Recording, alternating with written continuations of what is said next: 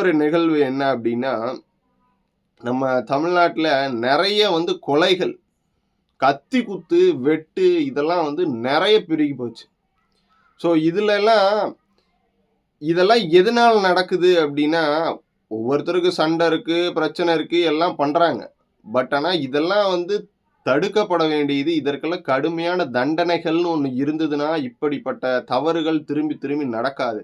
இதற்கான கேஸ்கள்லாம் பார்த்தீங்கன்னா, வருஷக்கணக்கா நடக்குது. ஆனா இதுக்கான தீர்ப்புகளோ, தீர்வுகளோ பாதிக்கப்பட்ட நபர்களுக்கு உரிய நேரத்துல, உரிய தருவாயில கிடைக்கிறதில்ல. அவங்களும் செலவு பண்ண முடியாம இத அப்படியே விட்டுர்றாங்க. நீதி கிடைக்காமலே அவங்கலாம் இன்னமும் வந்து வழக்காடு மன்றத்துல நிலுவையில் இருக்க கேஸ்கள் எவ்வளவோ இருக்கு.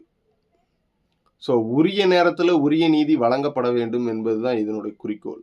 அதே மாதிரி இப்படிப்பட்ட வன்முறைகள், முக்கியமா பகுஜன் சமாஜ் கட்சியினுடைய தலைவர், அதாவது மாநில தலைவர் வந்து நடு ரோட்ல வெட்டி கொன்னதெல்லாம் வந்து ரொம்ப பெரிய சென்சேஷனல் இஷ்யூவா வந்து ரொம்ப பேசப்பட்டது.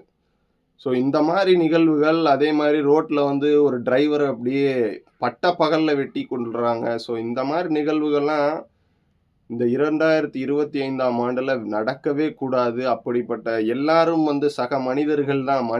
மனிதர்களா நேசிங்க ஃபர்ஸ்ட்டு. ஏன் இப்படிப்பட்ட வன்முறைகள்ல ஈடுபடுறீங்க? அப்படிங்கிறது என்னுடைய வருந்தத்தக்க ஒரு வேண்டுகோள்.